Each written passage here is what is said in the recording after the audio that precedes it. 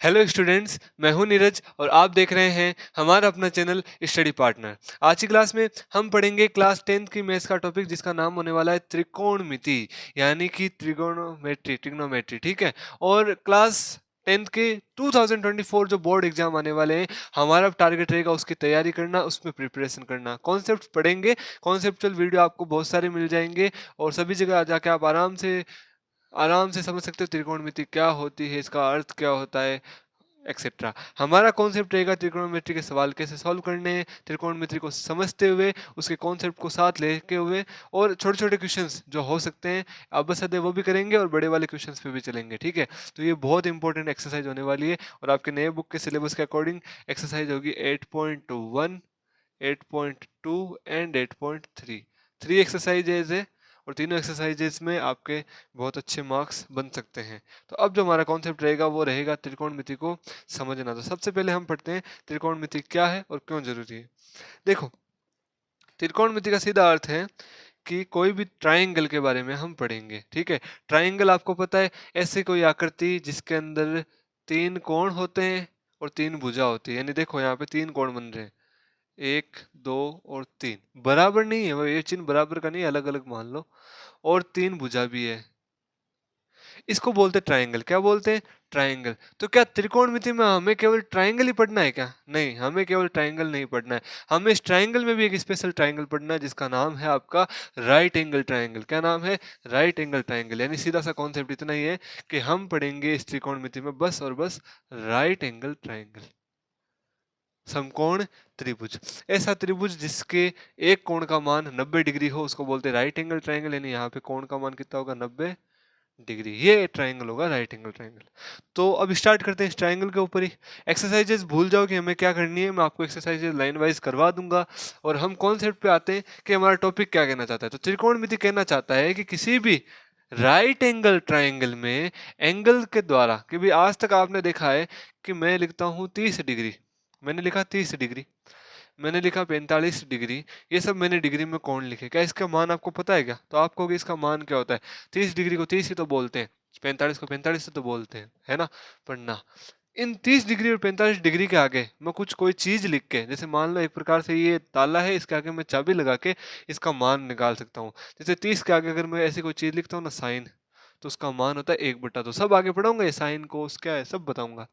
और अगर इसके आगे मैं लिखता हूँ साइन, तो इसका मान आता है 1/√2। अब ये कैसे आया, यही आपके लिए थोड़ा सा दिमाग में आपको रखना है, कैसे आया इसको ही क्यूरियोसिटी रखते हुए हम समझेंगे।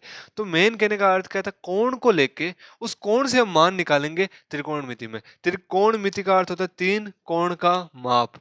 त्रिकोण का अर्थ हो गया तीन कोण, मिति का मतलब होता है माप करना। तो चलो करते हैं तीन कोण का माप, और करेंगे किसमें?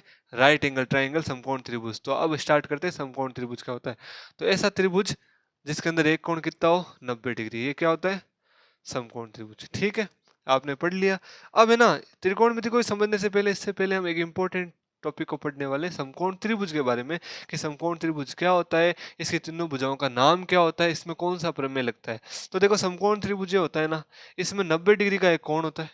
तो 90 डिग्री के कोण के सामने वाली भुजा को क्या कहते हैं? कर्ण। क्या कहते हैं? कर्ण। कर्ण कहते हैं। ठीक है। बड़ा वाला कोण, उसके सामने वाली बड़ी वाली भुजा, तो सबसे बड़ी भुजा कर्ण ही होगी।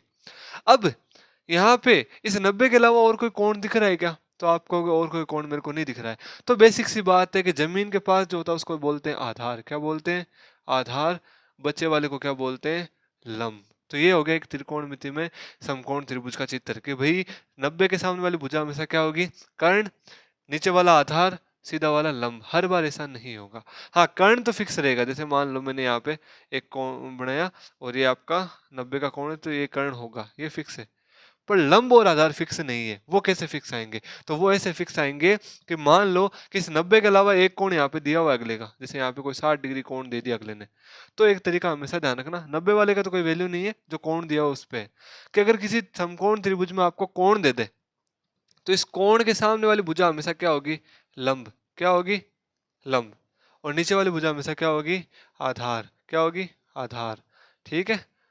तो हमेशा सामने वाली भुजा क्या होगी? लंब, और नीचे वाली भुजा क्या होगी? आधार। ठीक है, यहाँ तक हमारा कॉन्सेप्ट हो गया कि ये कोण के सामने वाली भुजा लंब और ये क्या होगा? आधार। अच्छा, अब मैं आपसे ही पूछता हूँ कि मैंने क्या कहा, कोण के सामने वाली भुजा लंब होती है।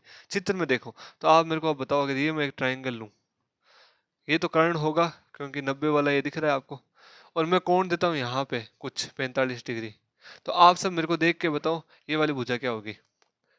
सोचो, मैंने अभी क्या बताया, कोण के सामने वाली भुजा हमेशा क्या होगी, लंब होगी, बाकी वाली आधार होगी। तो कोण क्या रहा 45, इसके सामने वाली क्या होगी, लंब। क्या होगी, लंब। तो ये होगी आपकी लंब, और बच्चा वो क्या हो जाएगा, आधार। तो अब हमें एक चीज पता चल गई कि समकोण त्रिभुज में हमेशा लंब और आधार फिक्स नहीं होते हैं। वो कब आते हैं, वो आते हैं हमारे कोण के अकॉर्डिंग। अगर कोण यहाँ पे दिया हुआ है तो लंब ये मानेंगे आधार इसे, और कोण यहाँ पे दिया तो लंब इसे मानेंगे, आधार इसे, और बचा वाला हमेशा कर्ण होगा। ये आपको ध्यान रखना है। तो ये आपके त्रिकोणमिति का बेसिक समकोण त्रिभुज बन गया कि लंब और कर्ण से हम कैसे मान निकालते हैं। तो अब आ जाओ, हमारा कॉन्सेप्ट शुरू करते हैं हम। वो है समकोण त्रिभुज में भुजाओं का मान निकालना, और यही आज का हमारा टॉपिक होने वाला है कि कैसे मान निकालते हैं। ठीक है, देखो सबसे पहले एक कॉन्सेप्ट लगाते हैं। वो कॉन्सेप्ट ये है कि देखो हम क्या करेंगे कि एक समकोण त्रिभुज लेते हैं। मैंने ले लिया ये समकोण त्रिभुज। आज का हमारा टॉपिक है पाइथागोरस प्रमेय। क्या नाम है, पाइथागोरस प्रमेय। ठीक है, ये कब लगता है, ये लगता है किसी समकोण त्रिभुज में अगर आपके 90 का कोण दिया हुआ हो, कर्ण हो, आधार हो, लंब हो, उस पे लगता है पाइथागोरस प्रमेय। जैसे मान लो एक समकोण त्रिभुज है, यहाँ पे कोण कितने का है, 90 का। तो कोण मिल गया आपको, तो कोण के सामने वाली भुजा हमेशा क्या होगी, 90 के सामने वाली कर्ण। क्या होगी, कर्ण। इसके सामने वाले को लंब मत करना, ये तो हमेशा कर्ण ही होगा। अब बच्ची वाली भुजा ये और ये है, और हमें कोई कोण ना दे, बाकी वाला कोण 90 के अलावा कोई कोण ना दे, तो आपको क्या करना है, छोटा सा काम करना है। हमेशा नीचे वाले को आधार मानना है, और इस वाले को क्या मानना है, लंब। अब आ जाओ पाइथागोरस प्रमेय। पाइथागोरस प्रमेय आपको ये कहता है कि कर्ण स्क्वायर, क्या कहता है, कर्ण स्क्वायर बराबर आधार स्क्वायर प्लस लंब स्क्वायर। ये होता है पाइथागोरस प्रमेय। कर्ण स्क्वायर बराबर आधार स्क्वायर प्लस लंब स्क्वायर, यानी कि इस वाली भुजा का स्क्वायर करूं, वर्ग करूं, और इन दो भुजाओं का वर्ग करके जोड़ूं, तो दोनों का मान क्या आएगा, बराबर। अब ये कैसे आएगा, आपको मैं कॉन्सेप्ट एक बार और बताऊंगा आगे, पर उससे पहले हमें ये ध्यान रखना है कि अगर कोई 90 का कोण दे तो उसके सामने वाली भुजा कर्ण है। ठीक है, और वही हमेशा बड़ी भुजा होगी। परंतु यहाँ पे अगर कोई कोण ना दिया हुआ हो तो नीचे वाली को आधार मानोगे, इस वाले को लंब मानोगे, और अगर कोण दिया हुआ हो तो उसके सामने वाली को लंब मानोगे। ये आपको ध्यान रखना है, अभी हमने बात कर ली है। तो ये रहा कर्ण स्क्वायर, आधार स्क्वायर प्लस लंब स्क्वायर। अब आपको क्या होगा, इस क्वेश्चन से पाइथागोरस प्रमेय से बस एक क्वेश्चन बनेगा सीधा सा। वो क्वेश्चन ये बनेगा कि आपको किसी समकोण त्रिभुज में कोई दो भुजाएं दे देगा, कह देगा तीसरी भुजा निकालो। ठीक है, तो हम इस पे 3 क्वेश्चन करते हैं। 3 क्वेश्चन से आपका पूरा कॉन्सेप्ट क्लियर हो जाएगा। फिर आज की क्लास में हम ये समझेंगे पाइथागोरस प्रमेय था क्या, और ये हमारा काम कंप्लीट। तो देखो सबसे पहले इस पे 3 क्वेश्चन देता हूं मैं आपको। पहला क्वेश्चन ये देता हूं कि आपको एक समकोण त्रिभुज दे दिया, नाम दे दिया मैंने ए बी सी। क्या नाम दे दिया, ए बी सी। मैंने कह दिया इस त्रिभुज में ये भुजा है बेसिकली 5। कितनी है, 5 सेंटीमीटर। लगा दो, नहीं लगाओ कोई दिक्कत नहीं, मैं आपको बस केवल अंक गणित से समझा रहा हूँ। आप सेंटीमीटर मीटर लगाओगे तो वो आप कोई दिक्कत नहीं है। ये 5 दे दी भुजा, ये भुजा मैंने दे दी 3। मैंने कहा ये वाली भुजा बताओ। सीधा क्वेश्चन यही दे दिया मैंने। तो सबसे पहले ध्यान दीजिए कि समकोण त्रिभुज है, ये 90 का कोण है, इसके सामने वाली भुजा क्या होगी, कर्ण। तो यहाँ पे कर्ण का मान कितना हो गया, 5। ठीक है, तथा मैंने क्या कहा, और कोई कोण दिख रहा है क्या, तो आप कहोगे और कोई कोण नहीं दिख रहा है, दिया हुआ नहीं है, तो आपको कहां से दिखेगा। तो आप क्या करोगे, नीचे वाले को हमेशा क्या मानोगे, आधार। आधार का अर्थ होता है जिस पे पूरी आकृति टिकी हुई है, तो इस पे टिकी हुई है पूरी आकृति। ठीक है, तो ये आधार हो गया, तो इसको आधार का मान कितना दोगे, 3। बचा वो लंब। तो आपको क्या करना है, ये रहा पाइथागोरस प्रमेय। ज्यादा कुछ नहीं करना, कर्ण की जगह कर्ण का मान रखना है। तो कर्ण है कितना, 5, तो वहां पे रख दोगे 5। इसका स्क्वायर तो इसका भी स्क्वायर। आधार, आधार कितना है, 3, तो आधार की जगह रख दोगे 3। इसका स्क्वायर तो इसका भी स्क्वायर। लंब, लंब मेरे को पता नहीं, उसका नाम दे दूंगा मैं ए बी। ए और बी ये वाली भुजाई तो है, इसको नाम दे दूंगा मैं ए बी।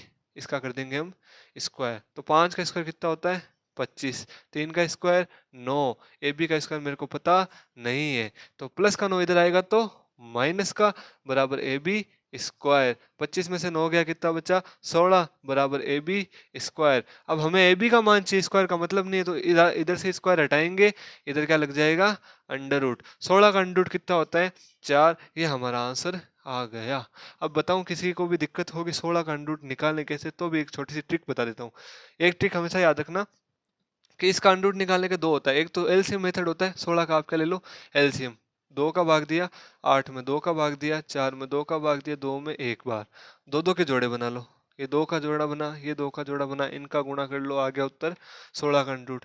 नहीं तो एक ट्रिक ये है कि आपको बेसिकली पता है कि 16 करना है, इसका क्या करना है, अंडर रूट करना है। तो आप जो छोटी क्लासेस में हमने सीखा भी है कि आप क्या करो बारी-बारी कि 1 का गुणा कराओ 1 से कितना आता है 1, 2 का गुणा कराओ 2 से कितना आता है 4, 3 का गुणा कराओ 3 से कितना आता है 9, 4 का गुणा कराओ कितना आ गया 16, तो 4 इसका क्या हो जाएगा अंडर रूट। कई इससे भी करते हैं बच्चे, पर डायरेक्ट आप ये हमेशा लगाना सब में कि 16 दे दिया, इसका अंडर रूट करना है तो एलसीएम ले लो और दो दो के क्या ले लो जोड़े, सेम सेम संख्या के, तो ये आ गया हमारा उत्तर। अब जैसे एक छोटा सा क्वेश्चन मैं आपको और दे दूं इसी के अंदर कि इस बार मैंने क्या कर दिया कि इन मानों को चेंज करके आधार की जगह मैं एक मान देता हूँ और आपसे सॉरी मैं लंब की जगह मान देता हूँ और आपसे पूछता हूँ आधार का। तो अभी आप इसी कॉन्सेप्ट से निकाल सकते हो क्या? आराम से निकाल सकते हो। आपको क्या करना है कि यहाँ पे एक काम करना है कि मैंने करंट दे दिया आपको 13, लंब दे दिया 12, मैंने कहा आधार निकालो। तो आप कर सकते हो क्या? तो वीडियो पॉज करके करो, देखे। आप सुनो एक सेकंड, आपको क्या करना है, लंब की जगह लंब का मान रखना है, करंट की जगह करंट का मान रखना है, आधार की जगह आधार आ जाएगा। नहीं हो रहा मैं बता देता हूँ, वही फंडा लगाएंगे कि कर्ण है 13, तो यहाँ पर रख देता हूँ कर्ण का 13। आधार मेरे को पता नहीं है तो बीसी या सीबी नाम दे दूं, मैंने सीबी नाम दे दिया। स्क्वायर लंब मेरे को पता है कितना है 12, इसका क्या कर देंगे स्क्वायर। 13 का स्क्वायर 169, सीबी का स्क्वायर सीबी स्क्वायर, 12 का स्क्वायर 144, 12 गुणा 12 हो गया, प्लस का 144 इधर आएगा तो माइनस का बराबर आ जाएगा सीबी स्क्वायर। प्लस का इधर लाके माइनस करना है, कई जन इधर लाके प्लस ही करते हैं, ऐसा नहीं करना। प्लस का इधर आएगा तो माइनस का सीबी बचा है बेचारा। 169 में से 144 का कितना बचा 25, सीबी स्क्वायर का सीबी स्क्वायर। फिर क्या करना है, स्क्वायर हटेगा तो इधर क्या लग जाएगा अंडर रूट, तो ये आ गया सीबी। 25 का अंडर रूट कितना होता है 5, ये आपका आंसर आ गया आधार का 5। ये लो क्वेश्चन कंप्लीट। पाइथागोरस प्रमेय तो बहुत ईजी है। अब एक लास्ट आपके लिए क्वेश्चन छोड़ता हूँ, आप करोगे, मैं आपको बता देता हूँ डायरेक्ट ही।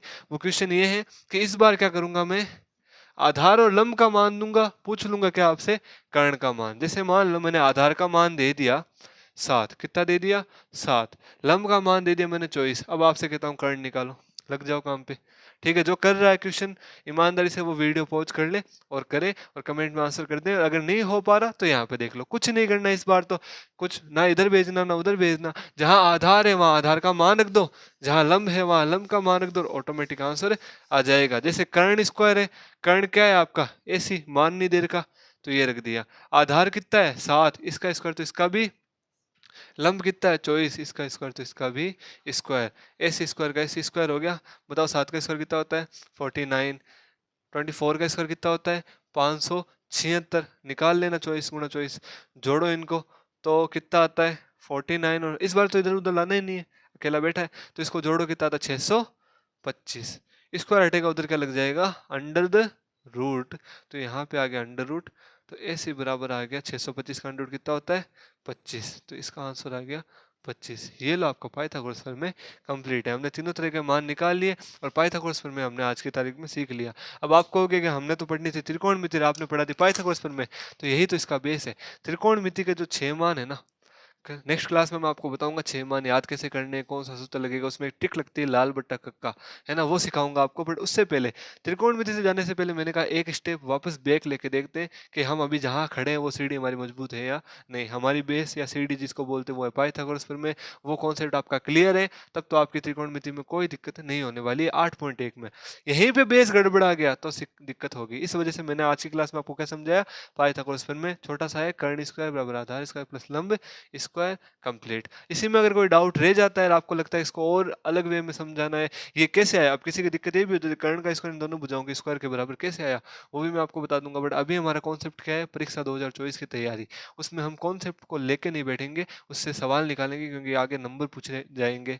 ठीक है, कॉन्सेप्ट क्लियर करने हैं, बहुत सारे आपको क्लासेस हैं वहाँ पे कॉन्सेप्ट मिल जाएंगे। एंड में भी आपको जब हमारे एग्जाम्स हो जाएंगे या फिर हमारे एग्जाम में प्रिपरेशन अच्छी हो रही है तब मैं आपको कॉन्सेप्टुअल वीडियो भी दूंगा बेसिक से, क्यों आया कैसे आया। पर अभी हमारा टारगेट है एग्जाम 2024 के अच्छे से प्रिपरेशन करना, तो आप पाइथागोरस प्रमेय पे सवाल कीजिएगा 3 सवाल मैंने आपको दिए हैं, ये आप वापस प्रैक्टिस कर लीजिएगा। आपको ज़्यादा बार-बार नहीं मिलाने की आवश्यकता है, ठीक है? आपको आता है, अच्छा है, बेसिक क्लियर है, नेक्स्ट क्लास में मिलेंगे त्रिकोणमिति के अंदर, ठीक है? इसी के साथ मैं नीरज मिलता हूँ आपको नेक्स्ट क्लास में, नेक्स्ट टॉपिक के साथ त्रिकोणमिति के अगले चैप्टर में, मतलब चैप्टर तो यही चल रहा है क्लास के अंदर, ठीक है? तो इसी के साथ मिलता हूँ नेक्स्ट क्लास में। अगर क्लास समझ में आई तो प्लीज़ लाइक कीजिएगा, चैनल को सब्सक्राइब नहीं कर रहे हो, आप देख तो सारे रहे हो, तो सब्सक्राइब भी कर दीजिएगा और जिनको सवाल हुआ वो कमेंट कीजिएगा, जिनसे नहीं हुआ वो भी कीजिएगा, ठीक है? मिलते हैं।